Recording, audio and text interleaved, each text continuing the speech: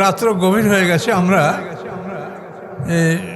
সামান্য সময়ের মধ্যে কিছু জরুরি কথা আমরা বলবো। আল্লাহ তাআলা দয়া করে এর মধ্যে আমাদেরকে বরকত দিবেন। সম্মানিত সুধী, আপনারা কষ্ট করে কেন এই মাহফিলে আসেন, কেন কষ্ট করে আপনারা এই প্রতিষ্ঠান করেছেন? সব কিছুর উদ্দেশ্য যে পরকালে জান্নাত লাভ করা, কি ঠিক কিনা বলেন? এই একই উদ্দেশ্য। এখন এই পরকালে জান্নাত লাভ করার জন্য এই আপনারা ফুলের বাগান সৃষ্টি করেছেন। এই সন্তানরা সকাল সন্ধ্যা কোরআন তেলাওয়াত করে, রাত্রে তেলাওয়াত করে, এগুলি ফেরেশতারা লিখে নিয়ে যায় আল্লাহর দরবারে।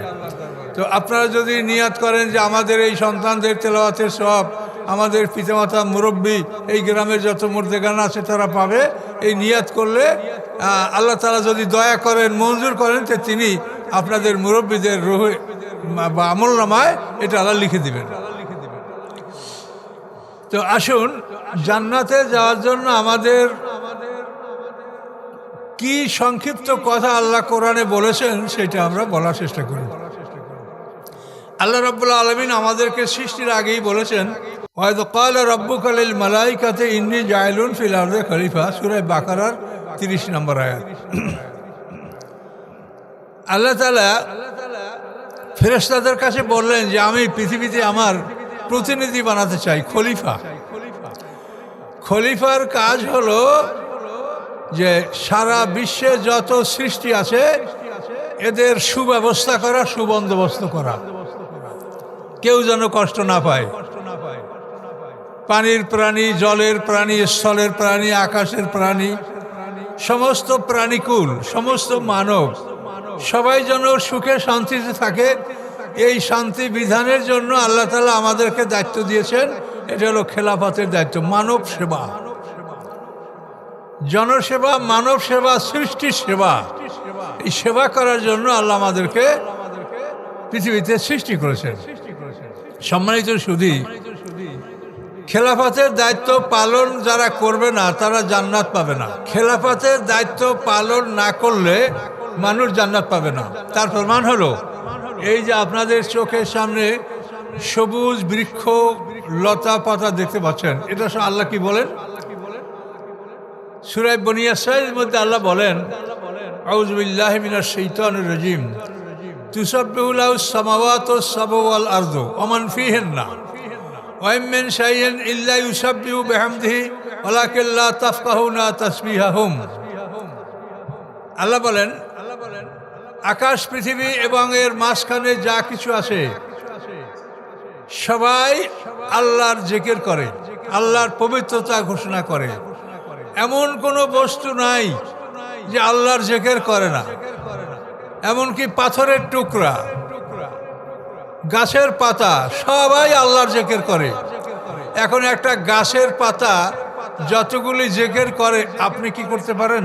আমি কি করতে পারি বলেন? আমাদের যে অনেক জিকির বেশি করে। আচ্ছা, ফেরেশতারা অনাদিকাল থেকে অনন্তকাল পর্যন্ত আল্লাহর জিকির করে, কখনো নাফরমানি করে না, কি ঠিক? কখনো করে না। তো এই ফেরেশতারা কি জান্নাতে যাবে? জান্নাতে যাবে না। জান্নাতে যাবে মানুষ, আদম, আপনি যাবেন, আদম সন্তান। কেন? যে আপনাদেরকে খেলাফতের দায়িত্ব পালন করার জন্য সৃষ্টি করেছে। এই খেলাফতের দায়িত্ব আপনারা পালন করবেন, এই জন্য জান্নাত। এই খেলাফতের দায়িত্ব যাদেরকে দেওয়া হয় নাই তাদের জন্য আল্লাহ তাআলা জান্নাত মঞ্জুর করেন নাই। কথাটা বুঝতে পারছেন? জিকির বা ইবাদতে যদি জান্নাত হতো তো মানুষের বহু আগে ফেরেশতা জান্নাত এর অধিকারী হতো, গাছপালা মানুষের আগে জান্নাতের অধিকারী হতো। কিন্তু সব কোরআন থেকেই কথা শুনছেন, এই কথার মধ্যে কোনো দুর্বলতা নাই।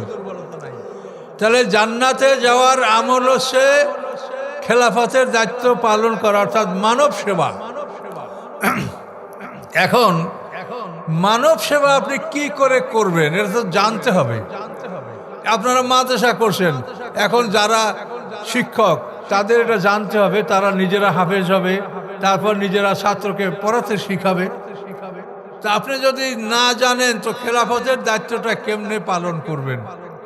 এই খেলাফতের দায়িত্ব পালন করার জন্য আপনার যে যোগ্যতা অর্জন করতে হবে সেই যোগ্যতাটার নাম হচ্ছে ইবাদত। যে ইবাদতের মাধ্যমে তুমি যোগ্যতা অর্জন করো, তারপর তুমি খেলাফতের দায়িত্ব পালন করো। যোগ্যতা অর্জন না করে যদি কেউ খেলাফতের দায়িত্ব পালন করতে যায়, তাহলে সে মানব সেবার পরিবর্তে মানবের ধন সম্পদ চুরি করবে। কি বলেন, ঠিক বলছি কিনা? খেলাফতের দায়িত্ব পালন করতে যেতে হলে ইবাদত করে নিজেকে প্রস্তুত করতে হবে। এই নিজেকে যারা প্রস্তুত না করেই খেলাফতের দায়িত্ব গ্রহণ করে, তারা মানব সেবার পরিবর্তে মানব সম্পদ চুরি করে। সত্য কিনা বলেন? তাহলে ইবাদত অত্যন্ত জরুরি। ইবাদতের মাধ্যমে আপনি আপনাকে প্রস্তুত করবেন, তারপর আপনি খেলাফতের দায়িত্ব পালন করবেন, আপনি মানব সেবা করবেন। আপনার মন চাবে যে আমি মানব সেবাই করি। এই জন্য এই বিষয়গুলি আপনাদেরকে ভালো করে বুঝতে হবে। আল্লাহ রাব্বুল আলামিন পৃথিবীতে আমাদেরকে কি জন্য পাঠিয়েছেন, কি চান আমাদের থেকে? এই যে আল কোরআন আমাদের সামনে আছে, এই আল কোরআন সমগ্র পৃথিবীর জন্য কি দরকার এই সব এই কোরআনে আছে। সব কিছু এই কোরআনের মধ্যে আছে। সমগ্র পৃথিবী পরিচালনা করা, পৃথিবীকে শাসন করা, বিচার ব্যবস্থা, সব কিছু এই কোরআন মজিদের মধ্যে আছে। তাহলে আমাদেরকে আল্লাহ তাআলা খেলাফতের দায়িত্ব পালন করেছেন এবং আমাদের জন্য আল্লাহ তাআলা শাসনতন্ত্র পাঠিয়েছেন। এই যে দেশ শাসন করার জন্য শাসনতন্ত্র আছে না, তো এই শাসনতন্ত্রটা দেশ কার সেটা বলেন? আল্লাহর না আমাদের? কথার জবাব দেন। দেশ কার? তা আল্লাহর দেশ শাসন করবেন আপনি। আপনার সংসার, সেখানে সংসার পরিচালনা করব আমি। তাহলে এখন আপনি বোঝেন যে এই পৃথিবীর সব কিছুর মালিক আল্লাহ। আকাশ পৃথিবীর মাঝখানে যা কিছু আছে সব কিছুর মালিক আল্লাহ। সেই মালিকের পৃথিবী আপনি শাসন করবেন আপনার নিজের বুদ্ধিতে? আপনার কি বুদ্ধি আছে? একটা অন্যান্য পশুদের প্রাণীর যে বুদ্ধি আছে, মানুষের সেই বুদ্ধি নাই। আপনি দেখেন 3 দিনের মুরগির বাচ্চাকে আর মা যদি বড় মুরগি যদি আর মা যদি ক্রুক করে ডাক দেয়, সব মুরগির বাচ্চাগুলো পালিয়ে যায়। ধানের মধ্যে, খড়ের মধ্যে, কুটার মধ্যে বাচ্চাগুলি সব পালায় কিনা বলেন? কিন্তু মানুষের বাচ্চাকে আপনি 3 মাস বয়স হলেও যদি সতর্ক করেন, সে মানুষের বাচ্চা সতর্ক হবে? মানুষের বাচ্চা যদি একটা সাপ ধরতে পারে, ধরে উঠে মুখে দেবে। কিন্তু 3 দিনের মুরগির বাচ্চাকে আপনি খুদি চাল দিবেন, সাথে পাথর মিশিয়ে দেবেন, ও ঠোকর মারিয়া পাথরটা ফালা দিয়ে খুদি চালটা খাবে। তাহলে এই মুরগির বাচ্চার যে জ্ঞান আছে, সেই জ্ঞান তো মানুষের নেই। প্রত্যেকটা প্রাণী দেখেন, একটা মুরগি, একটা মোরগ, যেটা বন বিড়াল দেখতে, আপনার বন বিড়াল কি বলেন? এই যে বন বিড়াল বলে, বুঝেন? হ্যাঁ, এই যে বন বিড়াল। এখন এই বন বিড়াল এটা বিড়ালের মতো। অনেক সময় আপনার গৃহস্থের যে ছেলে মেয়েরা বা আপনার স্ত্রী বা মেয়েরা, তারা ওই বন বিড়াল চিনে না। ওই বন বিড়াল আসে, ওরা মনে করছে বিড়াল। কিন্তু মুরগিরা যদি ওদেরকে দেখে, এমন চিৎকার করবে, চিৎকার করিয়া গাছে উঠবে, আর একবারই পালাইয়া যাবে। মুরগি সব হইচই করে পালাবে। কিন্তু আপনি মানুষ, আপনি চেনেন না যে এইটা বিড়াল না বন বিড়াল। কি ঠিক কিনা বলেন? তাহলে মানুষের কি জ্ঞান আছে যে আপনি পৃথিবী শাসন করবেন? কত বুদ্ধি আপনার মাথায় আছে যে আল্লাহর পৃথিবীটা আপনি নিজে আইন করে শাসন করবেন? বলেন। এই কথাগুলো কেউ শুনুক কি নাই শুনুক, আমাদের দায়িত্ব এটা পৌঁছে দেওয়া, যে এই পৃথিবী শাসন করার জ্ঞান তোমার নাই। তুমি পৃথিবী শাসন করো, তুমি নিজেকে শাসন করতে পারো? আপনি কি নিজেকে শাসন করতে পারেন? আপনি বড় হইলেন কেন? আপনার দাড়ি চুল পাকলো কেন? দাঁত পড়লো কেন? চোখের জ্যোতি নাই কেন? কোটি কোটি টাকা ব্যয় করে আপনি ঠেকান তো যে আমি বৃদ্ধ হব না, আমার দাঁত পড়তে দিব না, চোখের জ্যোতি কমতে দিব না। ঠেকায় না? আপনি পারেন? নিজেকে ঠেকাইতে পারেন? আপনার মধ্যে প্রাণ ঢুকলো কেমনে আপনি কি জানেন? আবার এই প্রাণ বের হয়ে যাবে কখন তা কি আপনি জানেন? ঠেকাইতে পারেন? এই ইলন মাস্কের পৃথিবীর সব সম্পদের মালিক ইলন মাস্ক কি পারবে? আজরাইল যখন তাকে আইসা কবজা করবে, ঠেকাতে পারবে? তাহলে আপনি নিজের জন্ম মৃত্যু কোনোটাই তো আপনি নিজে কন্ট্রোল করতে পারেন না। তাহলে আপনি নিজেকে নিয়ন্ত্রণ করতে পারেন না। কেন আপনার মুখে দাড়ি হলো? ছোটবেলায় দাড়ি হলে তো মানুষরা ছিঁড়ে ফেলার চেষ্টা করে, দাড়ি কেন হবে? আচ্ছা হইলো তো হইলো দাড়ি, এরপরে দাড়ি আবার পাকে কেন? বিবি সাহেবকে বললেন দেখো আমার দাড়ি চুল পাকছে নাকি, একটু তুলে দাও। তো বিবি সাহেব খুঁজে খাইজে 2-4টা পাইলো, এই যে আপনার দাড়ি চুল পাকছে। এখন অল্প দাড়ি চুল পাকলো, তুলে ফেললেন। যখন দাড়ি চুল এমন এক পর্যায়ে পাকে যে তখন যদি তোলা হয় তো মাথায় একটা চুলও থাকবে না আর মুখে একটা দাড়িও থাকবে না, কি ঠিক কিনা বলেন? তা আপনার দাড়ি পাকলো কেন? আপনি ঠেকান। আপনি কি চান যে আপনার দাড়ি পাকুক? কেউ চায় না। আপনি কি চান যে আপনার দাঁত নড়ুক, দাঁত মরুক, চোখের জুতি নড়ুক? কেউ চান আপনি? তা পারেন না কেন? আপনি নিজেকে কন্ট্রোল করেন। তো আপনি মানুষ এত অসহায় একটা প্রাণী যে আপনি নিজেকে নিয়ন্ত্রণ করতে পারেন না, অথচ আপনি আল্লাহর পৃথিবীকে শাসন করবেন। এই মানব রচিত আইন দ্বারা পৃথিবী শাসন করার কারণে আজকে পৃথিবীতে সারা বিশ্বে এই যে অশান্তির আগুন জ্বলছে, এর একমাত্র কারণ যে মানুষেরা নিজেদের আইন দ্বারা আল্লাহর পৃথিবী শাসন করতে চায়। কাজে এইটা মুসলমানদের কর্তব্য না। এইটা যদি আমরা না পারি অন্তত আমরা তাদের পক্ষে থাকবো না, কি ঠিক কিনা বলেন? আমরা চেষ্টা করব যে আল্লাহর আইন দ্বারা আল্লাহর পৃথিবী শাসন করা হোক। যদি আমরা না পারি তো আল্লাহ দেখবে যে আমরা পারি নাই। কথা বলতে পারছেন? আল্লাহ রসুল একটা হাদিস আপনাকে বলি। আল্লাহ রসুল বলেন মান রা মিনকুম মুনকারান ফালিয়ুগাইয়িরহু বিয়াদিহি।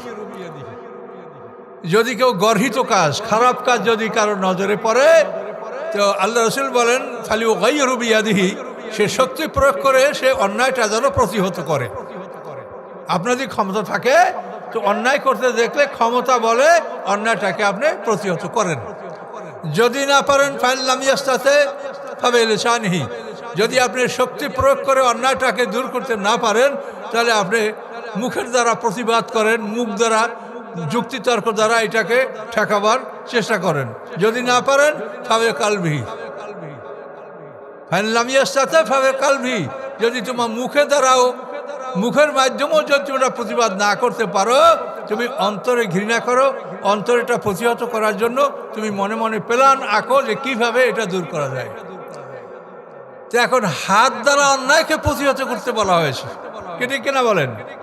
এখন দেখেন এইটা একটা সহজ বুদ্ধি আপনাকে আমি বলছি, হাত দ্বারা অন্যায়কে প্রতিহত করা যায়। তো এখন এইটার সুযোগ আপনাদেরও আসে। সমাজে যখন প্রতি 5 বছর পরে একটা নির্বাচন আসে তখন আপামর জনসাধারণ, নারী পুরুষ সবাই অংশগ্রহণ করে। সেই সময় আপনি আপনার হাত দ্বারা অন্যায়কে প্রতিহত করার চেষ্টা করলে আপনি করতে পারেন। আপনি এক কাগজে আছে এইটা ধানের শীষ, এটা দাড়িপাল্লা, এইটা হেরিকেন মাকড়া, এইটা তালা মাকড়া, এটা মোরগ মাকড়া, এগুলো আসে না? তাই কোন মাকড়ায় কি করবে তা তো আপনি জানেন।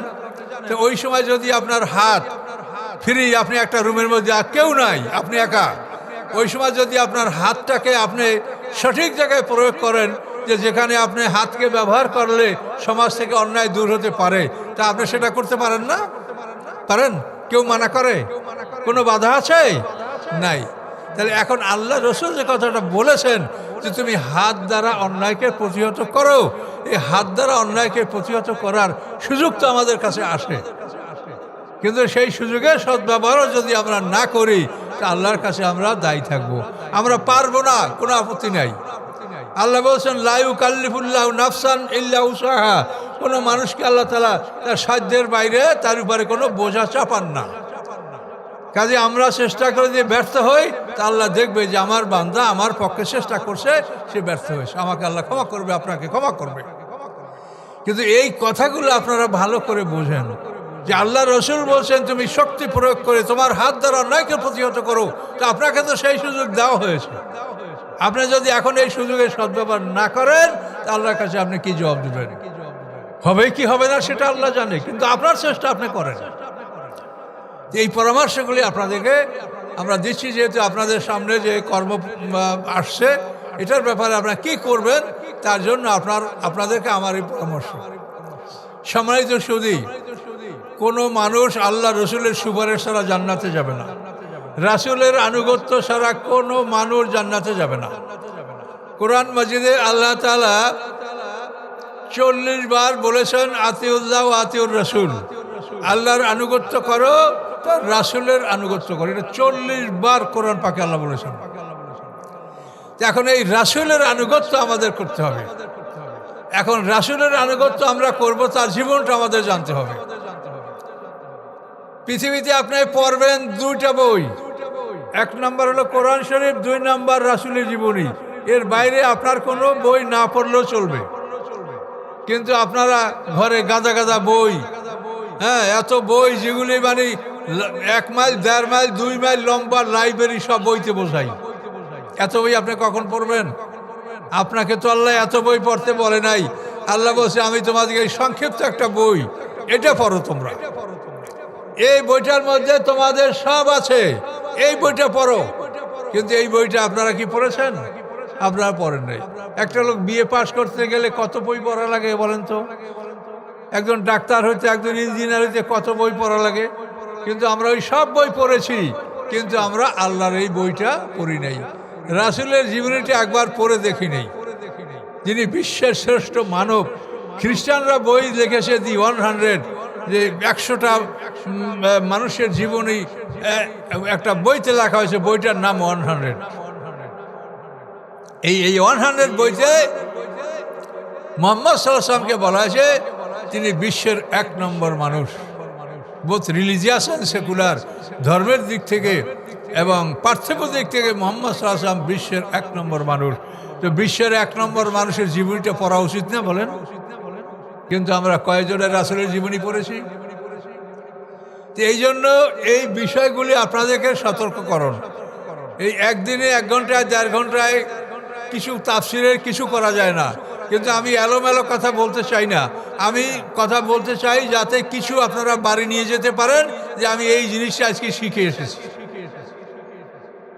তাহলে আপনি একটা জিনিস শিখেছেন কিনা, যে আপনাকে পৃথিবীতে সৃষ্টি করা হয়েছে খেলাফতের দায়িত্ব পালন করার জন্য, মানব সেবা আপনি করবেন। 2টা মানুষের মধ্যে ঝগড়া মিটাবেন, একটা কবুল হজের সব আপনার আমলনামায় আল্লাহ দান করবেন। এই ঝগড়া বিবাদ মিটাতে না পারলে মানুষের মধ্যে খুনাখুনি, মার্ডার পর্যন্ত হয় কিনা বলেন? কাজে এই জন্য যাদেরকে আল্লাহ জ্ঞান দিয়েছে, ক্ষমতা দিয়েছে, তারা বসে থাকবেন না। তারা সমাজের অন্যায় দূর করার জন্য, ঝগড়া বিবাদ মিটাবার জন্য আপনি সময় ব্যয় করবেন। যারা সালিশি ব্যবস্থা করতে পারেন, যারা সালিশি ব্যবস্থা করবেন, এটা নফল ইবাদত চাইতেও বেশি সওয়াব পাবেন। যারা ভালো কৃষি কাজ করতে পারেন, তারা কৃষি কাজ করবেন। সমাজের মানুষ আপনাদের উৎপাদন করা শাক সবজি তরি তরকারি খাবে, আনন্দিত হবে। কাজে আপনি ফরজ ওয়াজিব আদায় করার পরে নফল নামাজের পরিবর্তে যদি আপনি কৃষি কাজ করেন, তা আপনি বেশি সওয়াব পাবেন। যে মাছ চাষ করতে পারেন, এটা জনসেবা। আপনি যদি মাছ চাষ না করেন তো মানুষ খাবে কি? এই সেবামূলক কাজগুলি করা কোনো অপরাধ নয়। কথা বুঝেছেন? সওয়াব শুধু তসবির মধ্যে না, আর সওয়াব শুধু মসজিদে না, মসজিদের বাইরেও সওয়াব। দেখেন, আপনি মাছের ঘের করছেন, উদ্দেশ্য এই মাছ বিক্রি করা হবে, আমি এর পিছিয়ে অর্থ ব্যয় করছি, সম্পদ ব্যয় করছি, পরিশ্রম করছি, আমিও লাভ করব, জনগণ খাবে। এটা সেবামূলক কাজ। এটা যদি না হয় তো মানুষ খাবে কি? এই জন্য প্রত্যেকটা সেবামূলক কাজ এটা আপনার জন্য সওয়াবের কাজ, এটা আপনাকে বুঝতে হবে। নিরাশ হবেন না, মনে করবেন না যে উনি মসজিদে বসে টপসি টিপসে উনি আমার সাথে বড় ওলি আল্লাহ হয়ে গেছেন। না, আপনি কাজ করেন, আল্লাহর হুকুম মতো কাজ করেন, আপনি বড় ওলি আল্লাহ হবেন। আল্লাহ রসুলের কাছে একটা হাদিসের বিবরণ আছে, যে রাসূলের জীবদ্দশায় ঘটনা। সাহাবীরা একটা দল কোনো এক জায়গায় গেছেন, তার মধ্যে একজন সাহাবী মানে যেখানেই থামা হয় সেখানেই সে নফল নামাজ ইবাদত বন্দেগী শুরু করে দেয়। সবাই বলে ইয়া রাসূলুল্লাহ, এই সাহাবী আমাদের মধ্যে সবচেয়ে বেশি ইবাদত করেছে। তা আল্লাহ রসুল বলেন যে তার উটকে খাবার কে দিয়েছে? আমরা দিয়েছি। তার রান্না বান্না কে করেছে? আমরা করেছি। তার সেবা যত্ন কে করেছে? আমরা করেছি। তখন আল্লাহ রসুল মিসকে এসে বলেন যে ওর চাইতে তোমরা ভালো, যে ও নিজের কাজও করে নাই, অপরের সেবাও করে নাই। অপরের সেবা গ্রহণ করেছে আর তসবিহ পড়েছে, আর তোমরা যে সেবা করেছো তোমরা ওর সাথে ভালো। তাহলে এই জন্য আল্লাহর কোরআনের সাথে রাসূলের এই কথাগুলোর মিল আছে। আল্লাহ বলছেন ইন্নী জাইলুন ফিল আরদে খলিফা, পৃথিবীতে আমি খলিফা, অর্থাৎ তোমরা প্রতিনিধি, তোমরা সেবামূলক কাজ করবে। সেবামূলক কাজ আপনাকে করতেই হবে। কিছু যদি না পারেন তো রাস্তার একটা ডাল পড়ে রয়েছে, একটা কলার ছোলা পড়ে রয়েছে, সেটা আপনি হঠাৎ যে একটা লোক আসার না খায়, একটা সাইকেল অ্যাক্সিডেন্ট না করে, একটা কলার ছোলা রাস্তা থেকে যদি হঠাৎ, একটা কাঁটা যদি পথ থেকে হটাই দেন, সেটাও খেলাফতের দায়িত্ব হবে, সব পাবেন আপনি।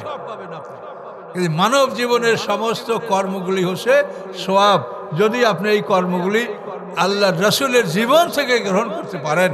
যে আল্লাহ রসুল কি করেছেন, তিনি খাওয়া পড়া, ঘুমানো, স্ত্রী ব্যবহার, সংসার করা, বাজারে যাওয়া, হাটে যাওয়া, সব কিছু করেছেন। আপনিও করবেন, কিন্তু রাসূলের তরিকা অনুযায়ী করবেন, তাহলে আপনার প্রত্যেকটা কাজ ইবাদতের মধ্যে গণ্য হবে। রাসূল সাল্লাল্লাহু আলাইহি ওয়াসাল্লামের জীবনী, এটা আপনাদেরকে আমি কি বলবো, সংক্ষিপ্ত আকারে এতটুকু বলছি যে আল্লাহ রসুল জন্মের 6 মাস আগে তার পিতা মারা গেছে। 6 বছর বয়সে আল্লাহ রসুলের মা মারা গেছেন। 8 বছর বয়সে আল্লাহ রসুলের দাদা মারা গেছেন। এরপর আবু তালেবের দায়িত্বে আল্লাহ রসুলের আপন চাচা, তার দায়িত্বে তিনি বড় হয়েছেন এবং লালিত হয়েছেন, এবং তার সংসারেই তিনি আজীবন ছিলেন। তো এই রাসূল 40 বছর বয়সে নবুয়ত লাভ করেন। 53 বছর বয়স, অর্থাৎ 13 বছর মক্কায় থাকার পরে আল্লাহ রসুল হিজরত করেন। হিজরতের আগের রাতে আপনারা জানেন যে আল্লাহ রসুলকে ওরা হত্যা করার জন্য তার বাড়িটাকে ঘিরে ফেলেছিল। আবু জাহেলের পরামর্শ যে এই আরব গোত্রের, কুরাইশ বংশের প্রত্যেক পরিবারের একজন সুঠাম শক্তিশালী যুবক উন্মুক্ত তলোয়ার নিয়ে মুহাম্মদ সাল্লাল্লাহু আলাইহি ওয়াসাল্লামের বাড়ি রাত্রে ঘিরে ফেলবে, সকালবেলা দিনের বেলা তাকে হত্যা করবে। এই পরামর্শ নিয়ে তারা আল্লাহ রসুলকে আবদ্ধ করেছিল তার ঘরে। কোরআনে কি বলেছেন আল্লাহ জানেন? কোরআনে আল্লাহ বলেন আবরামু আমরান ফাইন্না মুবরিমুন, তারা একটা পরিকল্পনা গ্রহণ করেছে, আমিও পরিকল্পনা গ্রহণ করেছি। কথা বলতে পারছেন? ওরা পরিকল্পনা গ্রহণ করেছে মুহাম্মদ সাল্লামকে হত্যা করবে। আল্লাহ বলেন আমি পরিকল্পনা গ্রহণ করেছি যে আমি তাকে সরাসরি এখান থেকে মদিনায় পাঠিয়ে দেব। এখন আল্লাহর কথা দেখেন কিভাবে বাস্তবায়িত হয়েছে। আল্লাহ ওরা একটা পরিকল্পনা গ্রহণ করেছে, আমিও পরিকল্পনা গ্রহণ করেছি। আল্লাহ রসুল সেই এমন পথ, যেই পথ দিয়ে সচরাচর মানুষ চলাচল করে না, এমন পথে আল্লাহ রসুল মদিনার উদ্দেশ্যে তিনি হিজরত করেছেন। আবু বকর সিদ্দিক রাদিয়াল্লাহু তাআলা একটা গোলাম আমের ইবনে ফাহিরা, এই সাথী ছিল আর আব্দুল্লাহ ইবনে আরিকাত নামক একজন পথ বিশেষজ্ঞ, তার নেতৃত্বে আল্লাহ রসুল সেই লোহিত সাগরের পার বেয়ে ধীরে ধীরে তিনি মক্কা থেকে মদিনার পথে রওনা করেছেন।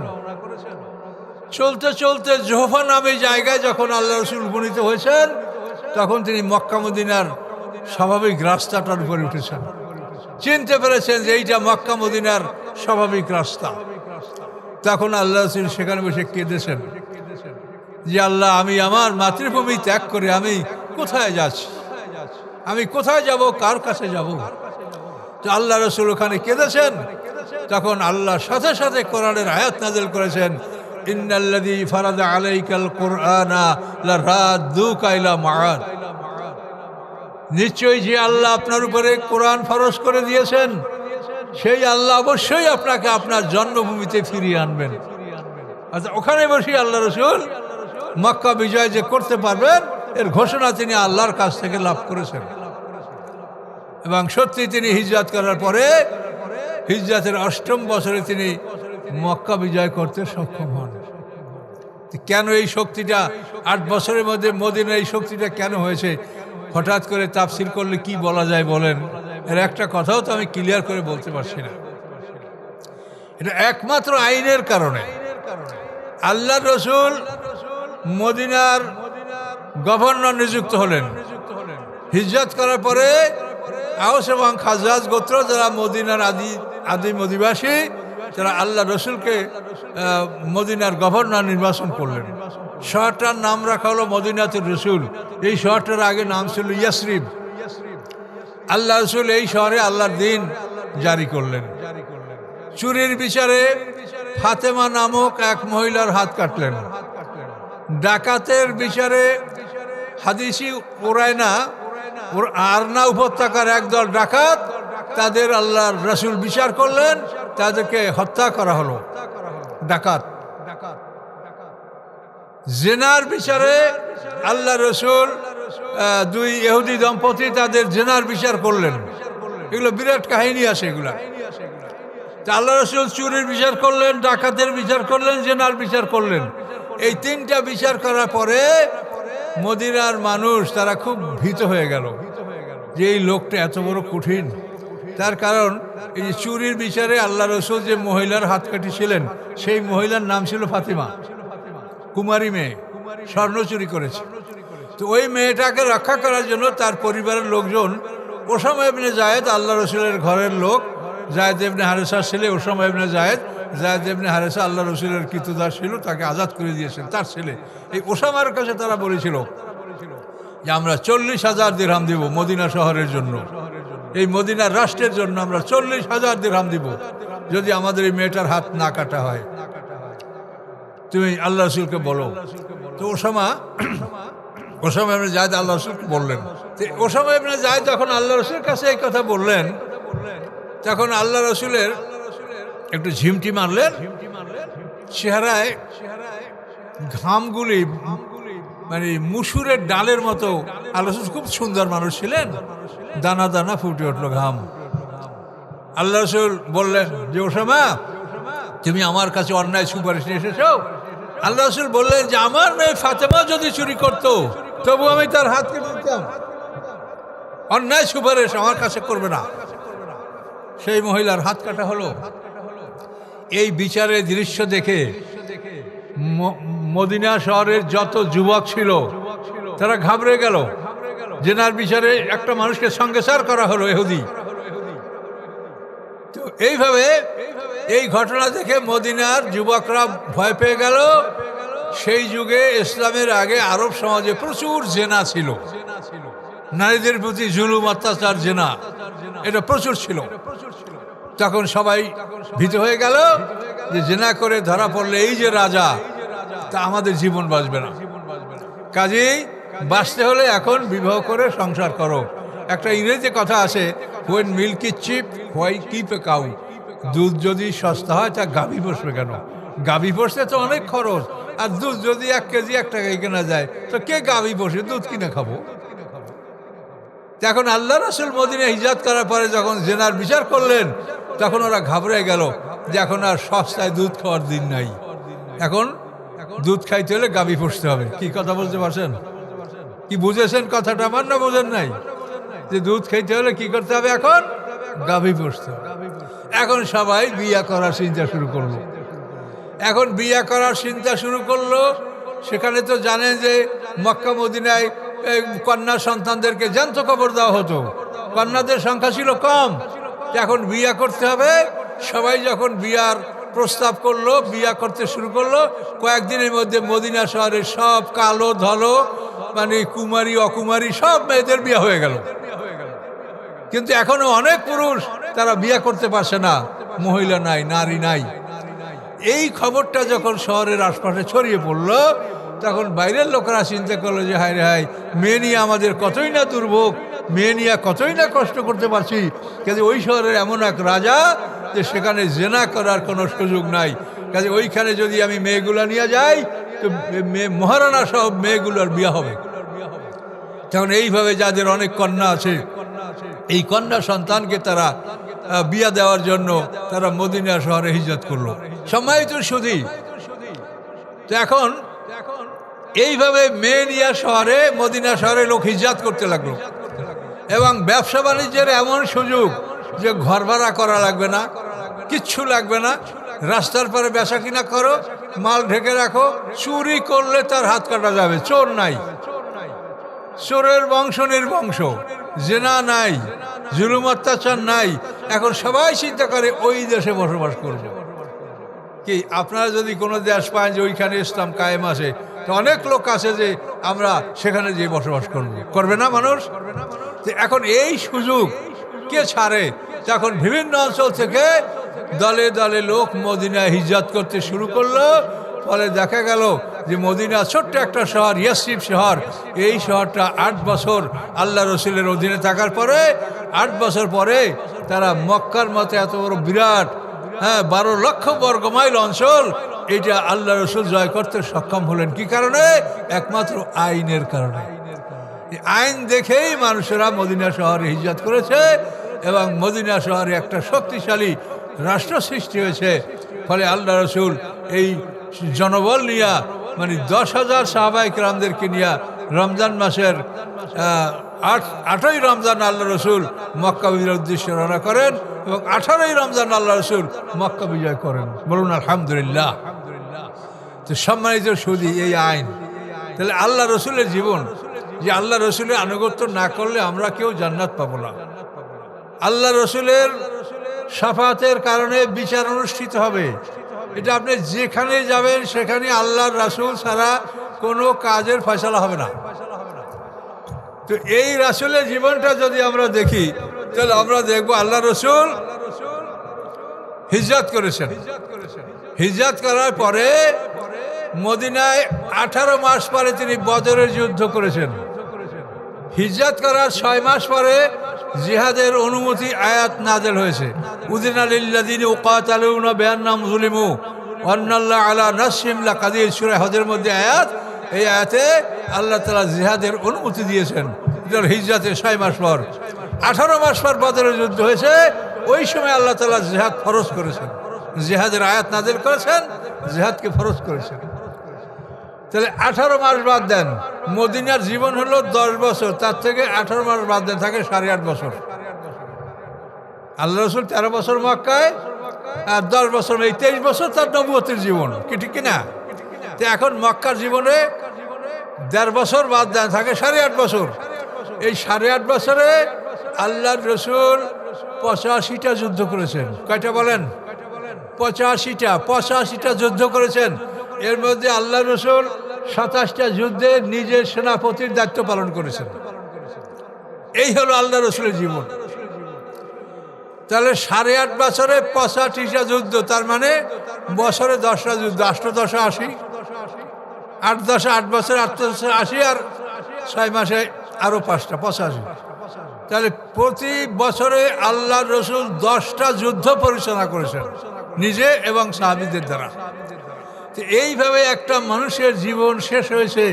সেই রাসূল হচ্ছেন আমাদের রাসূল মুহাম্মদুর রাসূলুল্লাহ সাল্লাল্লাহু আলাইহি ওয়াসাল্লাম।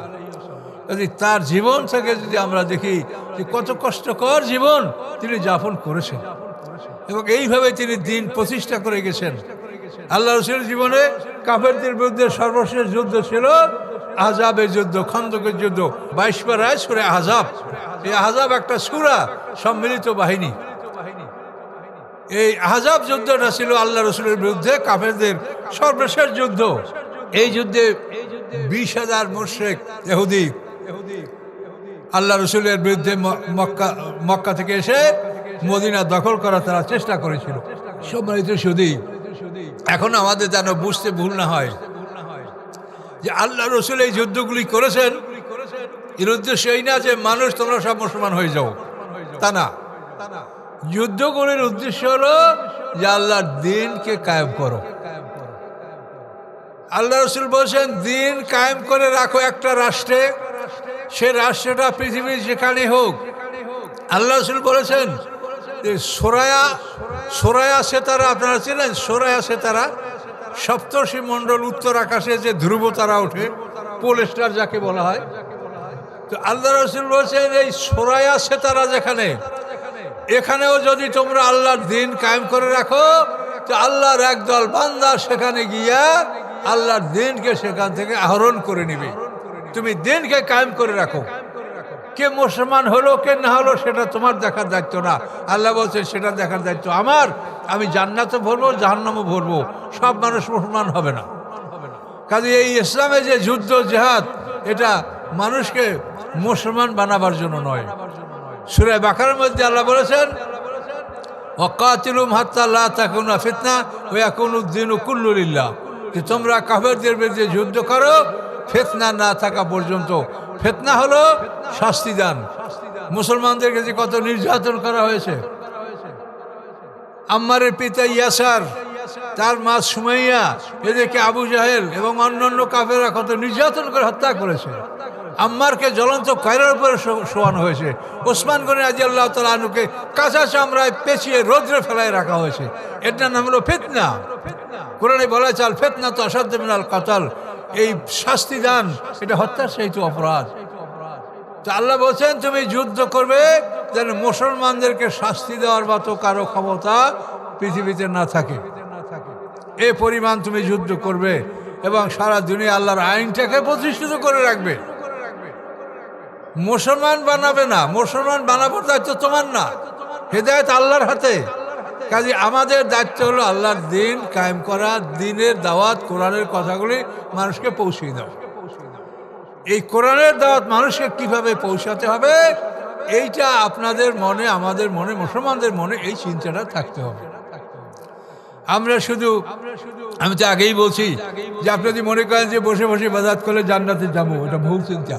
তার কারণ আপনাকে সৃষ্টি করা হয়েছে খেলাফতের দায়িত্ব পালন করার জন্য, আর এই খেলাফতের দায়িত্ব সঠিকভাবে পালন করার জন্য আপনাকে ইবাদত করতে বলা হয়েছে। কাজে আপনাকে মনে করতে হবে যে সেবামূলক কাজ এটা আমাদের কর্তব্য। এই জন্য কীভাবে আপনারা কোরআন শিখবেন, নিজের জীবনে বাকি যে সময়টুকু আছে এই সময়টুকু কোরআনের পিছনে ব্যয় করেন, কোরআন শেখেন। এই মাদ্রাসায় এসে হাফেজ সাহেবরা আসে, তাদের কাছে আপনারা যারা পড়তে পারেন না কোরআন তারা পড়া শেখেন, আর যারা পড়া শিখেছেন তারা কোরআনের তর্জমা অর্থ শেখেন। এভাবে আপনি জীবনটাকে আপনি তালবে ইলম ব্যবস্থা, আপনার মৃত্যু হোক, তালবে ইলমদের বড় ফজিলত। কাজে আপনারা কোরআন শেখেন, অপরকে শিখান। আর এই যে প্রতিষ্ঠান আপনারা করেছেন এটা আপনাদের নাজাতের একটা উসিলা।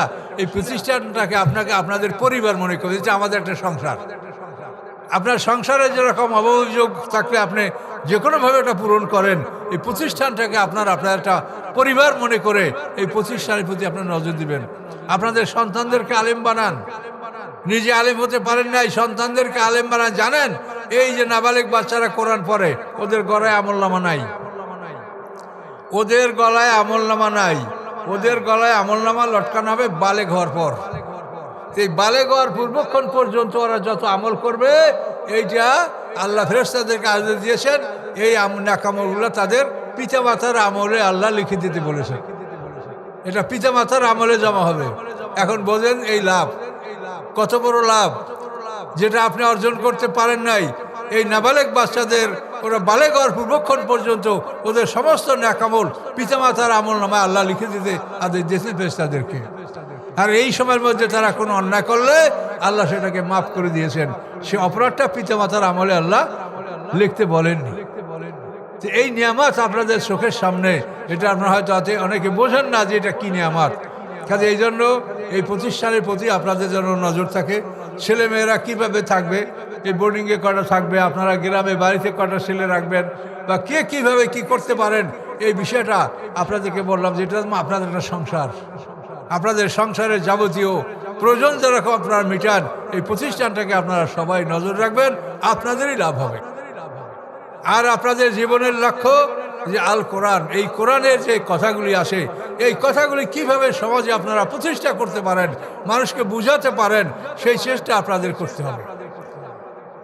তাফসির মাহফিলগুলি আপনারা সুন্দর করে করেন। এত গভীর রাতে আলোচনা করার অভ্যাস আমাদের নেই। আপনারা জানেন আমরা তো তাফসিরের বক্তা, আমরা এই দেশে কোন জায়গায় না আসছি, হয়তো আপনাদের এখানে আসি নেই। তো এই তাফসির মাহফিলগুলি তো বিগত সরকারের আমলে বন্ধ হয়ে গেছে। এখন তাফসির মাহফিলগুলি আর চালু হচ্ছে না। আর আমরা যে সময় তাফসির করছি আমাদের বয়সী সেই মানুষ তো অর্ধেকও সমাজে এখন বেঁচে নাই। তো বিভিন্ন সমস্যা, তারপর আল্লাহর জমিনে আল্লাহ সব কিছুই রেখেছেন। আল্লাহর জমিনে আলেম ওলামা সবই আসে থাকবে। কাজে আপনারা এই তাফসিরগুলো প্রতিষ্ঠিত করার আপনার উদ্যোগ নেন, যাতে তাফসিরগুলো প্রতিষ্ঠিত হয়। আর আপনারা এই কোরআনের কথাগুলি প্রচার করবেন। আমার জীবনে আমি চাকরি 10 বছর থাকাকালীন অবস্থায় আমি চাকরি রিজেন দিয়েছি। চাকরি রিজেন দেওয়ার পরে আল্লাহর কাছে বলেছি যে আল্লাহ আমার জীবনের বাকি সময়টা আমি কোরআনের খেদমতে আমি ওয়াকফা করে দিলাম। এই চাকরি ছেড়ে দেওয়ার পরে আমি ফাজিল মাদ্রাসার প্রিন্সিপাল ছিলাম। আমি কোরআন নিয়ে গবেষণা করেছি। অল্পের মধ্যেই আল্লাহ তাআলা আমাকে এমনভাবে আল্লাহ তাআলা আমার বক্ষকে সম্প্রসারণ করেছেন যে আমি কোরআনের 30 পারা তাফসির আমি খুব সহজেই আমি লিখতে পেরেছি ইনশাল্লাহ। 30 পারা কোরআনের তাফসির লিখেছি। আল-ওয়াদার সিরিজের 11টা বই এখন পর্যন্ত বের হয়েছে, আর একটা বের হবে অল্পের মধ্যে। আল্লাহ রসুলের জীবনী লিখেছি। এই সব কিছু মানে আপনারা যদি ইসলাম জানার জন্য, আল্লাহর কোরআন বোঝার জন্য চেষ্টা করেন, পুরো কোরআনের শব্দার্থ সহ কোরআনের তর্জমা এটাও লিখেছি। 1600 পৃষ্ঠা, 1617 পৃষ্ঠা, সেটাও কোরআন। আর যেটা তাফসির লিখছি সেটা 3000 পৃষ্ঠা। তো এগুলি আমি লিখেছি, আল্লাহ আমাকে লেখার তৌফিক দিয়েছে। আমি বলি না আমি লিখেছি, এটা আমাকে আল্লাহ সাহায্য করেছেন বলে আমি করতে পেরেছি। তো এই নিয়ামতগুলি আপনাদের কাছে আছে, যারা আপনারা পড়াশোনা করতে পারেন, কোরআন জানেন। আল্লাহ তাআলা কোরআন নাযিল করেছেন, প্রথম শব্দটা কি বলেন তো? ইকরা। ইকরা বিসমি রাব্বিকাল্লাযী খালাক, তাই না? ইকরা মানে কি? পড়ো। তো আল্লাহ তাআলা কোরআন নাযিল করেছেন, তার প্রথম শব্দটাই হচ্ছে ইকরা। ইকরা বিসমি রাব্বিকাল্লাযী খালাক, পড়ো। তাহলে আপনাকে আল্লাহ পড়তে বলেছিল, আপনি পড়েন। এই পড়ার জন্য আমি যথাসাধ্য চেষ্টা করে, যারা জ্ঞানীরা আমার তাফসীর শোনেন তারা অনেকটাই জানতে পারবেন যে বিভিন্ন টুকটাক ভুলভ্রান্তি মানুষের থাকে। কাজে পূর্ববর্তী লেখার মধ্যে যে ভুলভ্রান্তিগুলি আছে সেগুলি আমি অনেক ক্ষেত্রে সংশোধন করেছি। আবার আমারও যে ভুল থাকবে না তা নয়, সেজন্য আমিও বলছি যে আমারও ভুলভ্রান্তি যদি আপনাদের নজরে পড়ে সেটা আমাকে অবগত করেন। তো আশা করি ইনশাল্লাহ আমার ভুলভ্রান্তি অনেকটা কম হবে বলে আমি আশা করি। তারপরেও ভুল হবে, ভুল ছাড়া কেউ লিখতে পারে এটা আমি মনে করি না। তা আপনারা এই কোরআন আপনারা শিখবেন আর পড়বেন, আর বাকি জীবনটা কোরআনের পিছনে থাকবেন। কোরআন রাসূলের জীবনী, কোরআন রাসূলের জীবনী, এবং কোরআন থেকে যে বিষয়গুলি আপনাদেরকে জটিল মনে হবে সেখানে আপনি হাদিসের সহযোগিতা দিবেন। আপনি প্রথমে হাদিস থেকে শুরু করবেন না, তাহলে কিন্তু এলোমেলো হয়ে যাবে। আপনার প্রথম সাবজেক্ট হচ্ছে কোরআন। আপনি কোরআন থেকেই দেখা শুরু করবেন। যেটা কোরআনে আপনি পান না বা কোরআনে এটার ব্যাখ্যা পাওয়া যায় না, সেটা আপনি অবশ্যই আল্লাহ রসুলের হাদিস থেকে আপনি সেটা পাবেন এবং সেখান থেকে নেবেন। কিন্তু প্রথম জিনিস হলো কোরআন। কোরআন থেকে আপনি যতটা নেবেন নির্ভুল হবে, কোনো ভুল নাই, কোনো সন্দেহ নাই। কাজেই কোরআন নির্ভুল। এই কোরআনের মতো নির্ভুল পৃথিবীতে আর কিছু নাই। ইহুদি খ্রিস্টান ইসলামের শত্রু তারা অনেক জাল হাদিস সৃষ্টি করেছে। এই জন্য দেখেন বড় বড় চিন্তাবিদ, এই আপনাদের কাছের লোক, এই যে কুষ্টিয়া বিশ্ববিদ্যালয় ছিল আব্দুল্লাহ জাহাঙ্গীর সাহেব, উনি কিন্তু হাদিসের নামে জালিয়াতি 700 পৃষ্ঠার একটা বই লেখে, ওইটা আমার কাছেও আছে। তা হাদিসের মধ্যে অনেক জাল হাদিস আছে, সহি হাদিসও আছে। হাদিসগুলো গ্রহণ করার ব্যাপারে আপনার একটু পরীক্ষা নিরীক্ষা করতে হবে। আর কোরআনের ব্যাপারে কোনো পরীক্ষা নিরীক্ষার বিষয় নাই। এই কোরআনে কোনো সন্দেহ নাই, আল্লাহ বলে দিয়েছেন। কাজে আপনি নিঃসন্দেহে কোরআন পাঠ করবেন, নিঃসন্দেহে কোরআন শিখবেন, অন্যকে বলবেন, শিখাবেন এবং এই কোরআনের প্রচার করবেন। আর আপনার জীবনের লক্ষ্যটা যেন আপনি বোঝেন। জীবনের লক্ষ্যটা কি আপনার বলেন? জীবনের লক্ষ্য হলো একটা মানুষ আল্লাহর গোলাম হবে। আল্লাহ বলেন ফাদখুলি ফি ইবাদি আদখুলি জান্নাতি, তুমি আমার গোলাম হও, বেহেশতে যাও। সোজা কথা। আপনি যদি আল্লাহর গোলাম হতে পারেন তা আপনি বেহেশত আপনার জন্য অনিবার্য। ফাদখুলি ফি ইবাদি আদখুলি জান্নাতি, আপনি আল্লাহর গোলাম হবেন। গোলাম কেমনে হবেন? আপনার জান মাল আল্লাহর কাছে বেহেশতের বিনিময়ে বিক্রি করে দিবেন। সূরা তাওবার 111 নম্বর আয়াত। আল্লাহ বলেন তোমার জীবন সম্পত্তি আমি জান্নাতের বিনিময়ে খরিদ করি, তুমি বেচবা আমার কাছে, বেচবা? দেখো যদি বেচতে লাভ হয় তো বেচো। আল্লাহ তাআলা আপনার এই 100 বছরের জীবন, 100 বিঘা সম্পত্তি, এইটা আল্লাহর কাছে যদি আপনি বিক্রি করেন তা আপনাকে আল্লাহ তাআলা জান্নাত দেবে। হাজার হাজার কোটি বছর আপনি বেঁচে থাকবেন। আপনার কোনোদিন যৌবন নষ্ট হবে না। চির যৌবন নিয়ে আপনি জান্নাতে থাকবেন। স্ত্রীরা চির কুমারী হবে। স্বর্ণের নির্মাণ করা বিল্ডিং পাবেন, যত ইচ্ছা তত খাবেন, তাতে আপনার পেট খারাপ হবে না, কোনো রকম মাথা ঘুরাবে না, অশান্তি থাকবে না। যে কোনো ফলমূল আপনি ইচ্ছা করবেন পর্যাপ্ত আপনি খেতে পারবেন, তাতে পেটে অসুখ হবে না। তো এইরকম জীবন আপনাকে আল্লাহ দান করবেন যদি আপনি আল্লাহর গোলাম হন। আল্লাহর গোলাম হন, আপনার কিচ্ছু নাই। আমার যা কিছু সব আল্লাহর। তিনি আমাকে খেতে বলছেন, আমি খাওয়া পড়া করব, বাকি যা থাকবে আমি মৃত্যুর পরে অরিশা কে কি পাবে আল্লাহ কোরআনে বলে দিয়েছে। এইখানে যদি আপনি নিজে মালিকানা করেন তা আপনি সব ধ্বংস হয়ে গেলেন। আপনি কিচ্ছু থাকবেন আপনার। আপনি যদি মনে করেন এই জমির মালিক আমি, তা আপনি মোমেন না। এই জমির মালিক আল্লাহ, আমি তার গোলাম। আমাকে তিনি খাওয়া পড়ার অনুমতি দিয়েছেন, ইসরাফ করবো না, অপব্যয় করবো না। আল্লাহ আমাকে অনুমতি দিয়েছেন, খাবো পড়বো, সেবা করব, দান করব, আত্মীয় স্বজনের সেবা করব। এবার যা থাকবে কে কে পাবে, কি পাবে, কোরআনে বলা আছে। আপনি যদি এইখানে মালিকানা করেন, আপনার জীবন বরবাদ। মালিকানার মানে হলো, আমার দেশে যেটা আমি দেখি, যারা শো বিঘা জমির মালিক, হজে যাওয়ার আগে ভালো ভালো জমিগুলো ছেলেদের নামে লিখে দিয়ে হাজি সাহেব হজ করতে যায়। আমি তাদেরকে বলছি যে আপনারা হজে না যায় গঙ্গা স্নানে যান, আপনাদের হজ লাগবে না, আপনাদের আল্লাহ মাফ করবে না। কাজে এই কথাগুলো আপনারা নিজেরা বোঝেন, অন্যকে বোঝাবার চেষ্টা করেন। আপনারা যদি 10টা লোকে বুঝে থাকেন, 10টা লোকে 20টা লোককে, 20টা লোকে 100 লোককে আপনারা বুঝাতে পারবেন যে এই সম্পত্তির অধিকার তোমার নাই, তুমি খাওয়া পড়া করে শেষ হও, তারপরে যা থাকবে, যে কি কি পাবে সব কোরআনে সূরা নিসার মধ্যে বলা আছে। কাজে তুমি যদি মালিকানা করো তাহলে তুমি মোমেন না, তুমি কাফের। আল্লাহ বলেন আমি মালিক, তুমি বলবা আমিও মালিক, তাই তুমি আল্লাহর সাথে অংশীদার, শিরক পর্যায়ে গুনাহ হবে। কাজে এই জন্য যদি কেউ নিজেকে মালিক মনে করে সে মুসলমান না, এই কথাটা বুঝা যায় না আজকে এই মাহফিল থেকে। যদি নিজে মালিকানা করে সে মোমেন না, সে মুসলমান না, সে কাফের, সে আল্লাহর সাথে অংশীদারিত্ব করেছে, অংশীদার দাবি করেছে। আল্লাহ বলে আমি মালিক আর ও বলে আমি মালিক, নাউজুবিল্লাহ। এই জন্য আপনারা এই সংক্ষিপ্ত কথা, জীবনের উদ্দেশ্য খেলাফতের দায়িত্ব পালন করা। খেলাফতের দায়িত্ব পালন করতে পারবেন না যদি আপনি ইবাদত না করেন। ইবাদতের মাধ্যমে আপনি প্রস্তুত হবেন। জীবনের ধন সম্পদের মালিক আপনাদের মালিক আল্লাহ, আপনি গোলাম, আমি গোলাম। আশহাদু আন্না মুহাম্মাদান আবদুহু ওয়া রাসূলুহু, মানে কি? আমি সাক্ষী দিচ্ছি নিশ্চয়ই মুহাম্মদ সাল্লাল্লাহু আলাইহি ওয়াসাল্লাম আবদুহু ওয়া রাসূলুহু, আল্লাহর গোলাম এবং তার রাসূল। কি ঠিক কিনা? তাহলে মুহাম্মদ সাল্লাল্লাহু আলাইহি ওয়াসাল্লাম আল্লাহর রাসূল, আমি কি? আমি রাজা, আমি মালিক। সুলাইমান আলাইহিস সালাম আল্লাহর গোলাম, দাউদ আলাইহিস সালাম আল্লাহর গোলাম, মূসা আলাইহিস সালাম আল্লাহর গোলাম। তা আমরা কি? আমরা মালিক, আমরা গোলাম। কাজে যে গোলাম হবে না সে মুমিন না। কাজে এই করতে বলতে লোকজন অবস্থা খারাপ, আর বেশি কথা বলবো না। হ্যাঁ, দোয়া করে দিচ্ছি, আপনারা সবাই দোয়া করেন।